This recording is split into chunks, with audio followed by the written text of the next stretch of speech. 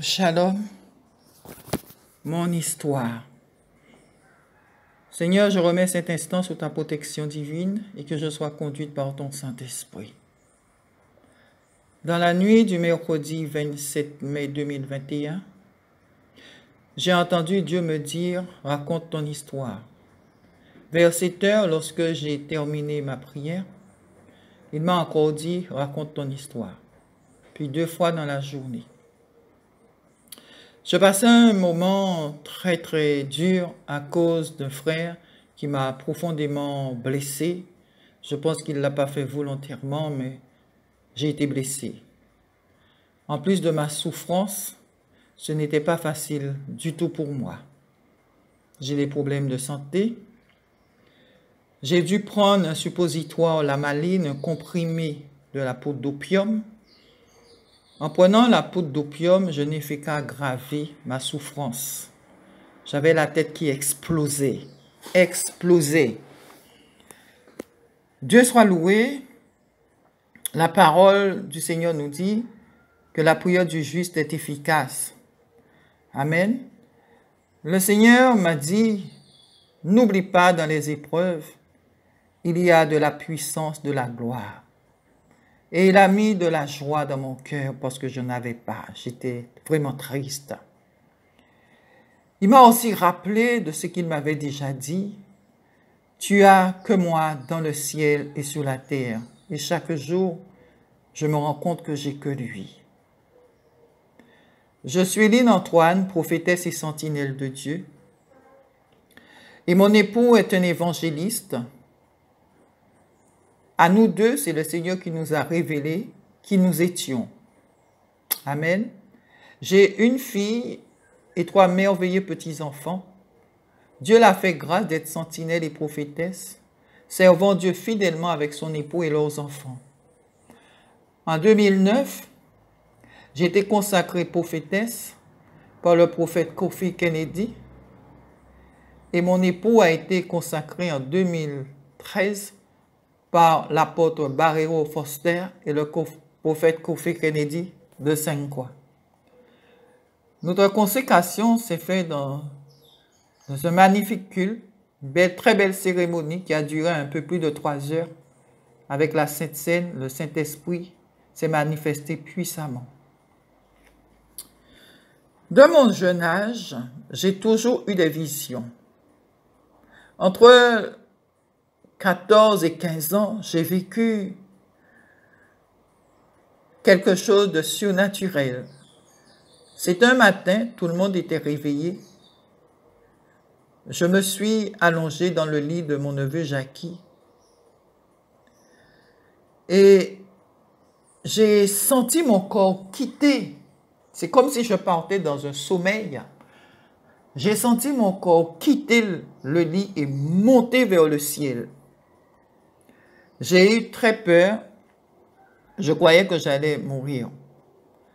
Pendant des mois, je voyais un homme grand, toujours à la même heure, vêtu d'une magnifique tunique blanche, un blanc magnifique. Il ne m'a jamais parlé. Aujourd'hui, je peux dire que c'était Jésus. J'avais fait un songe. Tout le ciel était des plaques volcaniques. De la fumée sortait des plaques. Il y avait des choses écrites comme tremblement de terre, l'explosion de la soufrière, des volcans, avec des signes, beaucoup de signes de lamentation. C'était un jour triste. Je me rappelle très bien de ces 2 visions et de ce songe qui m'ont beaucoup marqué dans mon jeune âge. Je suis une famille de 11 enfants. Je suis la dernière. Nous avons eu une très bonne éducation. Notre père était un homme droit et sévère, un bel grand homme qui aimait beaucoup sa famille. Je me rappelle, il me faisait poser mes pieds sous ses pieds pour danser, pour m'apprendre à danser. Et ainsi ma mère aussi, on le faisait tous les 3. C'était magnifique. Ma mère, c'est une femme très gentille, très agréable, une très belle femme. C'est un couple vraiment très joli, magnifique. Évidemment, dans tous les couples, il y a des problèmes. Il y en a eu aussi. Tout n'était pas toujours rose. Hein? Je suis très contente d'avoir ces familles, d'avoir pris naissance dans cette famille. Toutes mes sœurs se sont mariées très jeunes. J'ai eu 2 sœurs qui se sont mariées en espace de 15 jours. Ils avaient été vraiment bénis du Seigneur, mes sœurs. Mais il y avait beaucoup de jalousie dans le voisinage. Ils ne souhaitaient que mon malheur. À l'âge de entre 15 et 16 ans, une voisine m'a jeté un mauvais sort. Elle m'a dit qu'elle souhaiterait que j'ai 6 enfants de différents pères et d'être dans les rues. Je l'ai regardé. Je lui ai dit, mais comment c'est moi que tu parles? Elle m'a dit qu'elle ne savait pas. Et j'ai dit cela à mon père. J'avoue, il y a une période de ma vie, je ne voulais plus rester chez mes parents. Sachant que mon père était très dur, j'étais souvent accusée de mensonges, parce que, étant la dernière, il m'arrivait d'aller jouer dans le voisinage, un peu normal. Je n'avais pas de petit frère, je n'avais pas de petite sœur. Et mon père me tapait, jusqu'au jour, il a compris, et il a décidé de ne plus me taper pour les gens. Pendant mes vacances chez ma sœur, dans une petite fête, j'ai fait la rencontre du père de ma fille, qui est un parent par alliance de mon beau-frère. Il est venu chez mes parents pour sa demande en mariage.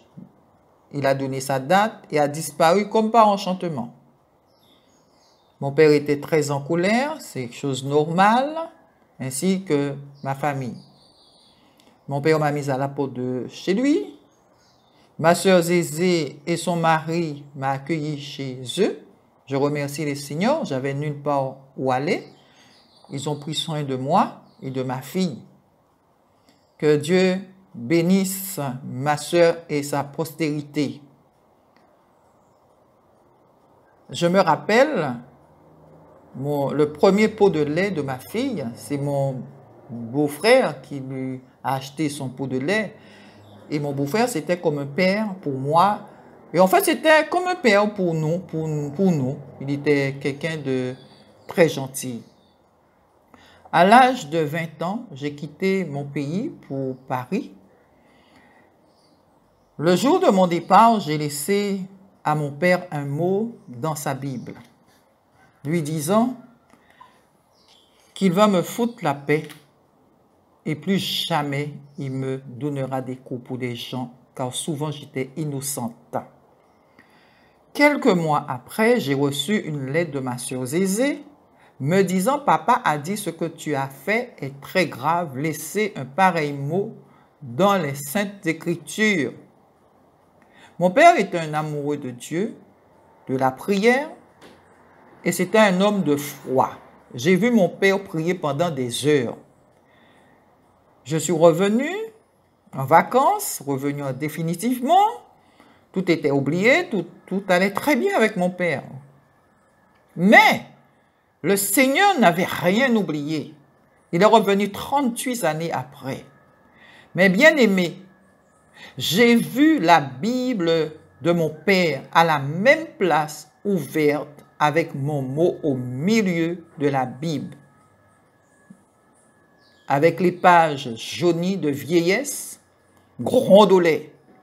Mais le grondonnement, c'était la colère de Dieu. Pendant que je regardais la Bible, j'ai entendu le Seigneur me dire audiblement, « Demande pardon à ton Père. » Je ne pouvais y échapper.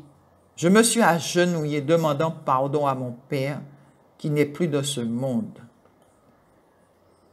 Et la parole de Dieu nous dit que l'âme ne meurt pas. Donc j'ai demandé pardon à mon Père et pardon à Dieu. Lorsque j'ai laissé ce mot dans la Bible de mon père, je n'avais pas la connaissance de la parole. Mais Dieu, dans son grand amour, est venu me le dire lorsque j'avais sa parole dans mon cœur. Amen. La parole de Dieu nous dit, ceci en Exode 20, 12, « Honore ton père et ta mère, afin que tes jours se prolongent dans le pays que l'Éternel, ton Dieu, te donne. » Dieu lui-même m'a élevé comme sentinelle sur mon pays. Mais bien aimé, j'avais déshonoré mon père. Et j'ai construit un autel sur ma vie. Et dans ma vie, comprenez bien cela. La Bible est la parole de Dieu. Et l'Esprit du Seigneur m'a révélé que j'avais déposé ce mot dans le cœur de Dieu le Père. Donc ce que j'ai fait était très grave. Mais Dieu n'est pas un homme, ni le Fils de l'homme pour se repentir. Il est venu dans son grand amour me réveiller ma mémoire et me demander de me repentir, de demander pardon. Il ne condamne pas, c'est l'homme qui condamne. 38 années après, Dieu est revenu me le dire. J'ai prié et j'ai brisé cet autel que j'avais construit dans ma vie. Ce matin, je voudrais vraiment vous encourager à faire de même. À tous ceux qui ont été blessés par leur père, par leur mère, leur frère, leur sœur, un parent. Demandez à Dieu de vous révéler où il y a un non-pardon dans votre vie, où vous avez construit un autel vous-même pour briser cet autel. Amen. Beaucoup de chrétiens sont possédés par l'esprit de rejet. Beaucoup de chrétiens sont blessés dès leur petite enfance. Je les entends à SOS prier au cœur brisé lorsqu'ils appellent. Je les écoute attentivement.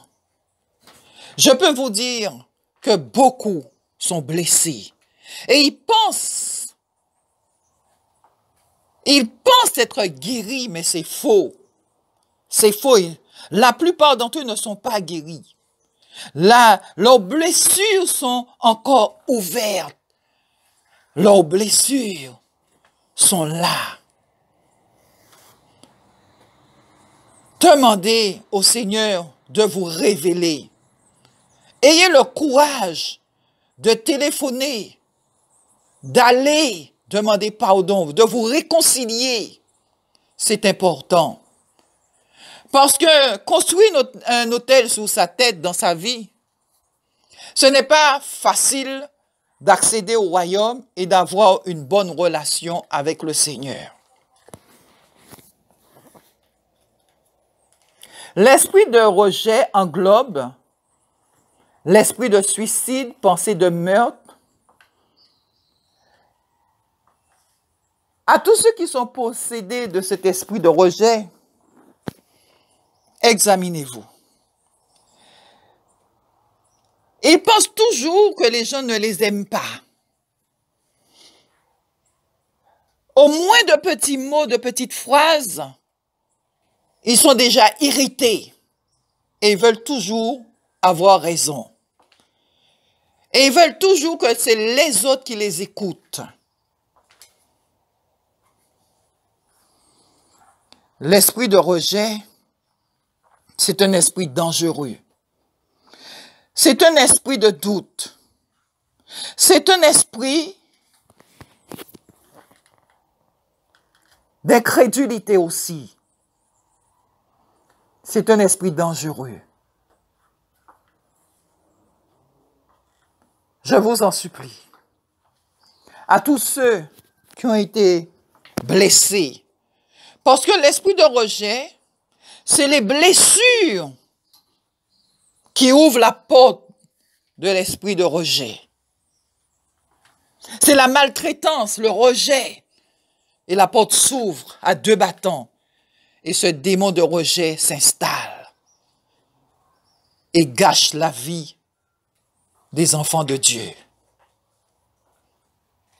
Mes bien-aimés dans le Seigneur, mettez vos orgueils de côté, humiliez-vous et réconciliez-vous avec tous ceux qui vous ont blessés. Téléphonez, faites la démarche, allez les voir, afin que votre blessure soit guérie et que vous ayez la paix et la joie de vivre. Je vous redis, beaucoup d'entre vous, vos blessures elles sont vivantes, vous n'êtes pas guéris. Vous faites semblant d'être guéris, mais au moins de petites choses, la blessure s'ouvre. Jésus est mort à la croix pour cicatriser les blessures par ses meurtrissures. Il dit, nous sommes guéris et en son nom, nous chasserons les démons. Que Dieu vous bénisse et que vraiment que vous preniez mon témoignage en considération pour vous examiner. Dieu n'oublie pas. Dieu n'oublie pas. 38 années après, il est revenu. Amen. Soyez bénis dans le nom de Jésus. Pendant ces quelques années que j'ai vécues à Paris, j'ai continué à avoir des visions, des songes beaucoup plus fréquemment. Et je me posais beaucoup de questions, pourquoi j'avais des visions, des songes qui s'accomplissaient. Je voyais les accomplissements de ces songes. Même à mon travail, on me disait que j'avais des songes prémonitoires. Je suis partie voir un prêtre à la rue Pouchet dans le 17e, pas loin de chez moi, pour lui dire ce qui m'arrivait, parce que je ne connaissais pas la parole, je ne savais même pas qu'il y avait des pasteurs qui existaient. Certainement, je serais allée vers eux, parce qu'à l'époque, j'ai même écouté un témoin de Jéhovah, donc je pense que je l'aurais fait avec un évangéliste. Amen. Mais ce qui m'a marqué dans ce prêtre, c'est qu'il avait un regard interrogatif. Il m'a regardé comme si il voulait me parler, mais il ne l'a pas fait. Il m'a béni et je suis parti. Ça a continué, donc j'ai dû en parler avec mon propriétaire qui était de mon pays. Il m'a emmené voir une voyante qu'il connaissait à Clichy-sous-Bois, qui m'a dit que j'avais un don, évidemment, entre guillemets, un don de la voyance. Elle m'a demandé de prier, encore une fois, prier les saints, et d'acheter un jeu de cartes. Donc, j'ai continué. Ma cousine qui vivait chez moi et une amie, nous avons commencé à nous tirer des cartes.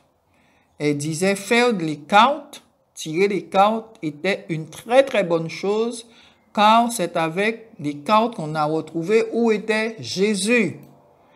Et nous, dans notre ignorance, on s'amusait à tirer des cartes. Mais je ne me rappelle plus, en fait, si j'avais acheté ce jeu de cartes ou si on avait pris un jeu de cartes chez moi, parce qu'à l'époque, on jouait la belote.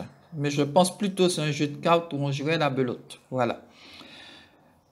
Quelques années après, je suis retournée en vacances. J'ai rencontré mon ex-époux. Et après, je suis revenue définitivement. Et nous nous sommes mariés, mais malheureusement, je suis tombée dans une famille un peu raciste parce que nous sommes de différentes races et notre croyance n'était pas la même. Et surtout, ce qui était pas accepté, qui n'a pas été accepté du tout par eux, ce que nous avons brisé la dynastie, mon ex et moi, nous avons pris un logement, voilà. Je me suis retrouvé rapidement dans un ouragan, dans un combat spirituel, avec des pensées de suicide, de meurtre. Bien entendu, c'était pas facile. Toute ma souffrance m'a conduite encore chez une voyante par une petite mamie qui m'a emmené voir cette dame. Elle m'a dit, quand je suis arrivé chez elle, elle m'a fait un signe avec son doigt de venir. J'étais la voir et elle m'a posé la question, qu'est-ce que je suis venu faire? Je lui ai dit, la voir parce que j'ai des problèmes. Elle m'a répondu, mais tu connais tout et tu vois tout et tu connais et tu vois plus que moi. Et je lui ai répondu, mais si je voyais, je ne serais pas là. Donc, elle m'a quand même dit des choses qui se révélaient vraies, mais nous savons maintenant, à la lumière de la parole, toutes ces choses venaient des anges déchus, de l'ennemi. Amen. Il y a aussi quelqu'un qui a voulu exploiter le don que Dieu m'a donné, mais le Seigneur m'a protégé. Le diable a tout fait pour me piéger, pour me conduire dans la divination, mais le Seigneur est grand. À Dieu soit toute la gloire, il m'a protégé. Il m'a protégé. Il m'a protégé de ces vampires. Il m'a protégé de ces gens. Oh, grand Dieu Tout-Puissant, que ton nom soit béni. Ton merveilleux sang m'a protégé. Après quelques années, plus rien n'allait à cause des parents et une maîtresse de mon ex. Je veux tout de même préciser que mon ex était quelqu'un de très gentil et qui m'a beaucoup aimé. Mais malheureusement, l'ennemi a posé ses deux pieds dans notre mariage. J'ai dû quitter chez moi parce que c'était plus facile pour ne pas me suicider ou le tuer, parce que je vous assure, la pression, elle était assez lourde, l'atmosphère était démoniaque, et il y avait beaucoup de sorcellerie, et j'ai préféré partir parce que je ne pouvais plus supporter cette pression, et lui non plus. Et je me suis retrouvée chez ma sœur, où j'ai habité avec elle pendant 1 mois, en attendant mon logement. Et pendant que j'étais chez ma sœur, tout le temps, je babillais parce que vous comprenez la souffrance. Je suis chez ma sœur, une maîtresse est encore dans mon lit, son enfant dans le lit de ma fille. Enfin, c'était ça. Il y avait une très grande souffrance. Et je babillais tous les jours, jusqu'au jour ma sœur m'a croisé, on s'est croisé dans le couloir et elle est restée debout, elle m'a regardé. Elle a croisé ses bras, elle m'a dit, je t'aime, ma petite sœur. Je vous assure, mes bien-aimés, j'étais désarmé. L'amour est puissant. L'amour est puissant. Et c'est pour ça que Dieu m'a écrit avec son doigt, avec du feu, comme la table des 10 commandements. L'amour, c'est la clé de tout. Et j'avais tellement honte que je me suis retrouvé dans une chambre. J'avais honte et quelques heures après, je suis parti acheter à ma sœur un très beau bouquet, me jetant dans ses bras, lui demandant pardon. Elle m'a beaucoup aidé, elle m'a beaucoup supporté. Dans la nuit, 2-3 heures du matin, je partais chez elle, la réveiller, elle priait pour moi parce que j'avais donné ma vie, ma fille aussi, à Christ. C'est elle qui m'a porté la parole de Jésus, la repentance, et je me suis converti et par le bien de son amour, la parole qu'elle a reçue, elle m'a transmis cette parole. Mais j'avais pas la foi, on va dire moi, je réchauffais les chaises, j'allais toujours en église, mais je fumais ma cigarette, et quand je suis arrivé chez moi, j'ai eu ma maison, comme j'avais demandé à Dieu, une maison individuelle, avec un terrain, avec mezzanine, et c'est comme ça que Dieu me l'a donné. Amen. Et en arrivant là, c'est vrai, la maison était bien aménagée, mais il y avait quelque chose qui n'allait pas, j'étais toute seule. Et mon souvenir était encore dans l'ancienne maison où mon ex avait construit. Et puis voilà. Donc, le matin, je me réveillais, je babillais, je pointais le Seigneur du doigt dans le ciel. Je citais le péché de tous les gens que je connaissais. Je disais, regarde la voisine, elle va travailler. Elle est dans l'adultère. Je disais tout ce qui me passait par la tête. Et bien aimé, La souffrance me faisait babiller et pointer le Seigneur du doigt dans le ciel. Et le 23/12/01, j'ai une vision d'un ange de Dieu et qui m'a dit, demande pardon à Dieu toutes les fois que tu t'es fâché contre lui. J'ai demandé pardon à Dieu et je sais qu'il m'a pardonné. L'homme a des problèmes pour pardonner, mais pas Dieu. Et j'ai continué dans ma souffrance. Je me suis retrouvé dans le monde avec un copain. Mais voyez-vous, lorsque la parole est semée dans notre cœur, c'est un combat.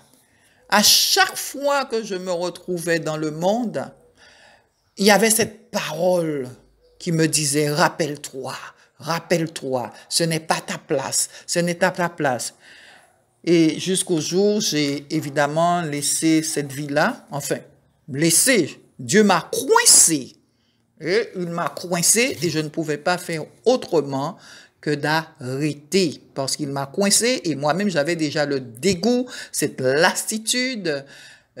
Mais Dieu dans son grand amour, il m'a supporté, il m'a aimé, il m'aime et il m'a délivré.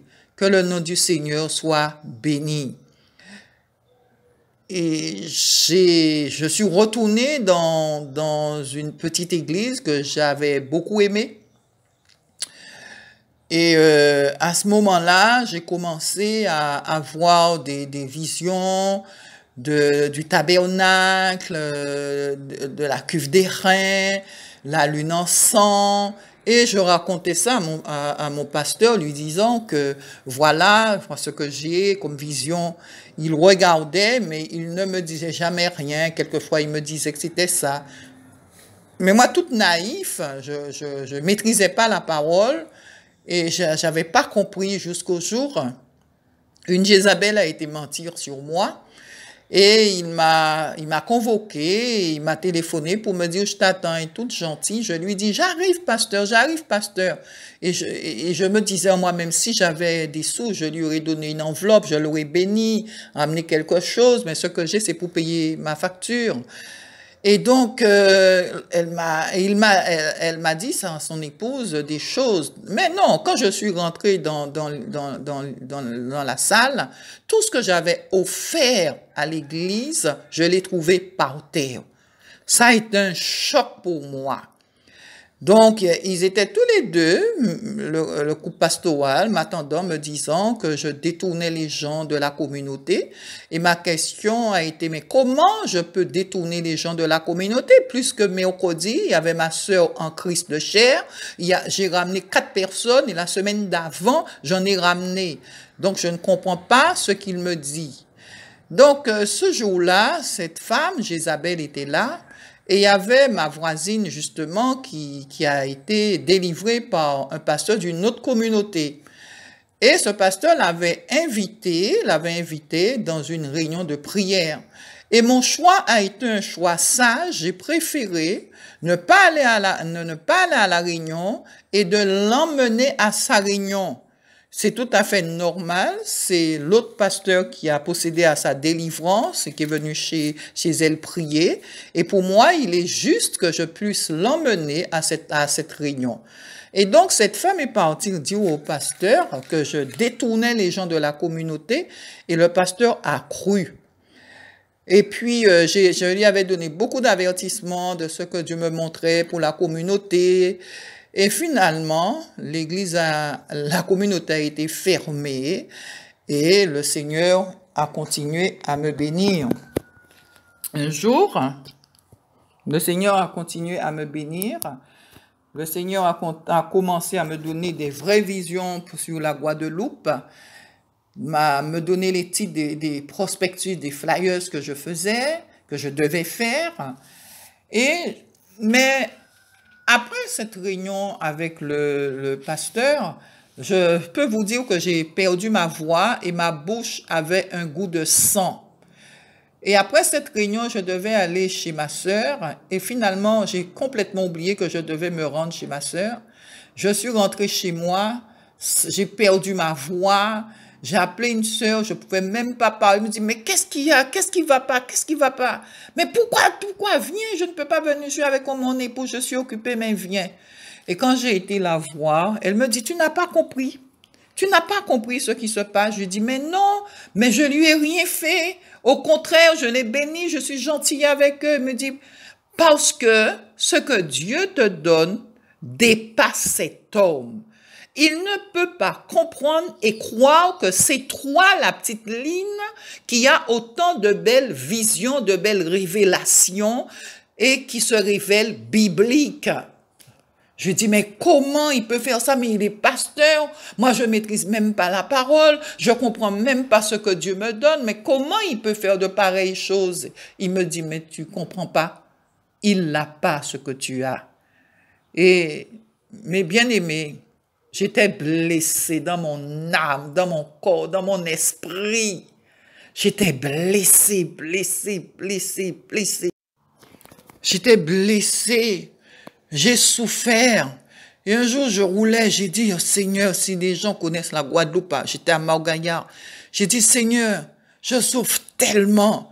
Si tu me dis, couche-toi dans la rue, un camion va passer sur toi. Pour moi, je ne sentirai même pas le camion passer sur moi parce que j'ai trop mal. Comment quelqu'un a pu me blesser autant? Et j'ai rien fait. J'ai rien fait. Et un jour, une sœur m'a invité dans une réunion. Et lui, ce pasteur, il était dehors, je l'ai regardé. Et après la réunion, je suis parti, la sœur est restée parler avec elle, je suis parti parce que j'avais cette blessure encore. Et je suis retourné, j'ai dit non, pas question. Et je suis retourné, je me suis mise debout et je le fixais du regard. J'ai dit, c'est pas à moi de fuir, je lui ai rien fait, je lui ai fait que du bien et sa famille, non. Et il est venu vers moi et il m'a dit, pardonne-moi ma soeur, je t'aime. Je lui ai dit, tu ne m'aimes pas. Tu as enfoncé un couteau dans mon cœur et tu t'es dit, ce n'est pas assez.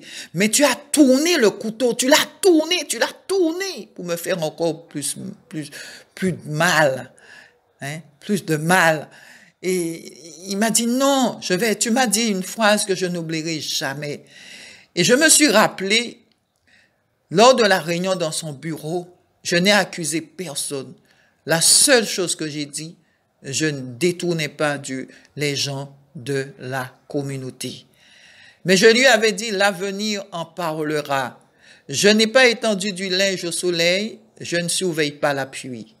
Et il m'a dit qu'il va jamais oublier la phrase que je lui ai dit. Parce que Jézabel a brisé la communauté et il s'est rendu compte de la bonne et belle personne que j'étais. Et lui-même, il l'a dit à un pasteur, ce qui s'était passé et qu'il regrettait. Des années après, le pasteur me l'a dit. Et puis voilà, mais il a fallu que je passe par ce brisement. Et à quelque temps avant, il y a le prophète Kofi Kennedy qui était passé chez moi, un frère l'a emmené, et j'attendais ce prophète parce que le frère m'avait dit qu'il était bien. Alors je suis resté à l'attente, il est arrivé, il était plus de 18 heures, il est assis, il me regarde, il dit rien. Et je dis, mais dans mon cœur, il n'a rien à me dire alors. Et finalement, il a dit au frère, je voudrais parler à la sœur, mais il me faut un interprète parce qu'il est anglais. Et je dis au frère, mais tu peux interpréter parce que tu parles l'anglais et tu comprends. Et évidemment, le frère dit, tu peux parler et je vais traduire, je vais interpréter. Et il commence à me parler de mon passé, tout le mal qu'on m'a fait dans ma jeunesse. Mais j'étais un livre ouvert devant le prophète Kofi Kennedy. Et il m'a dit, le Seigneur Jésus va te visiter d'une manière extraordinaire. Il te prendra dans ses bras, il va t'emmener là en haut, parce que c'est une mezzanine chez moi, et il va te déposer. Il va faire des choses extraordinaires avec toi. J'ai pleuré. Le parquet était mouillé. Lui-même, il pleurait. J'étais dans ses bras en train de pleurer. C'était un moment fort. Et il m'a dit, ton époux arrive et tu vas servir Dieu. Et mes bien-aimés, et j'ai continué. J'ai cru en ce qu'il m'avait dit. Et le Seigneur Jésus a commencé à me visiter d'une manière extraordinaire. Et le jour que le Seigneur m'a coincé, j'étais partie chez une sœur, une bien-aimée, et qui a commencé à me parler. Je dis, mais tu prêches pour moi. Et elle me dit, mais non, je ne prêche pas pour toi. Mais non, je te parle. Je dis, non, tu prêches pour moi. Non, tu prêches pour moi. Et je lui dis, mais je peux plus rester, je rentre chez moi. Mais bien aimé, c'était fini. Quand je suis rentré chez moi, j'ai fermé la porte, c'était terminé. Je suis resté, le Seigneur m'a dit, maintenant, tu prends un stylo et tu écris et tu commences par tel verset dans tel psaume et tu demandes un tel pardon. J'ai dit, mais Seigneur, j'ai rien fait, tu demandes pardon. J'ai envoyé un courrier à cette personne, il ne m'a jamais répondu, mais c'était pas grave. Et à partir de là, c'était fini. C'était fini. Je restais chez moi. Je pensais plus à aller dehors. Ça ne m'intéressait pas du tout, mais pas du tout. Et pourtant, j'avais une belle voiture, le plein d'essence, j'avais tout pour être dehors, mais ça ne m'intéressait pas. Jusqu'au jour, la même sœur est venue et sonner à ma porte très tôt le matin. Et elle me dit, le Seigneur m'a dit de te porter ce DVD. Et je regarde le DVD, je lui dis, mais c'est moi qui prêche là. C'était une prophétesse, une américaine. C'est moi qui prêche là. Je lui dis, mais non, mais c'est pas moi, mais c'est moi. Elle me regardait, elle souriait. Et la nuit, je me réveillais, le matin dans la nuit, je regardais ce DVD et je comprenais pas pourquoi je voyais que c'était moi qui prêchais et qui parlais. Et donc, ça a continué, le Seigneur a continué à me visiter. Mais le 23 juillet 2003, j'ai entendu la voix de Dieu me dire de lire Ézéchiel et d'aller voir le pasteur Éric Théophile pour qu'il puisse m'expliquer ce que c'est l'osossement. Ce matin-là, le Saint-Esprit m'a conduit en Ézéchiel 37. J'ai pleuré de joie, car je n'avais jamais lu l'osossement en Ézéchiel 37. J'ai attendu l'heure et j'ai été voir le pasteur. Et je l'ai téléphoné et après j'ai été le voir. Et le Seigneur a commencé à me donner des visions. Mais juste avant d'aller voir le pasteur, j'avais des problèmes. Et j'avais été voir le pasteur Éric Théophile pour lui dire, je souffre beaucoup. Il a commencé, justement, c'est lui, ce pasteur, que Dieu m'a demandé d'aller voir, qui m'a expliqué ce que je vois. Je lui ai dit, mais c'est quoi? Et c'est lui qui m'a dit, c'est la table des reins, c'est la cuve des reins, c'est le tabernacle. C'est lui qui a commencé à m'expliquer les choses, Et j'ai commencé à comprendre. Et il m'a expliqué les choses avec beaucoup d'amour, beaucoup de patience. Et le samedi après-midi, il était pasteur, mais enseignant de la parole. Il est déjà décédé. Et j'allais le voir qu'il puisse m'enseigner. Et un jour, il m'a dit, ton appel est prophétique. Mais toujours n'est-il pas, il me l'a dit, je l'ai entendu. Et je souffrais tellement. Il m'expliquait, je lui ai dit, mais non, je souffre trop. Je ne veux pas servir Dieu, je ne veux pas. Et il me dit, tu ne veux pas servir Dieu? Mais si tu ne veux pas servir Dieu, mais tu vas souffrir davantage. Et au fur et à mesure qu'il me le disait, je me glissais sous sa chaise, mes bien-aimés, et il y avait comme ma tête sur le rebord de la table. Et finalement, je lui dis, d'accord, je vais servir Dieu. Si c'est pour souffrir encore plus que comme je souffre, je vais servir Dieu. Ok, je vais le servir. Et j'ai commencé vraiment à prier, à louer le Seigneur. Le Seigneur a commencé à m'enseigner. Mais bien aimé, je peux vous dire aujourd'hui, là, je ne dois rien à aucun homme, à personne, parce que c'est Dieu lui-même qui m'a tout donné. Et c'est exactement ce que le prophète Kennedy m'avait dit, Kofi Kennedy m'avait dit. À Dieu soit toute la gloire, à Dieu soit l'honneur et la puissance au siècle des siècles. Amen.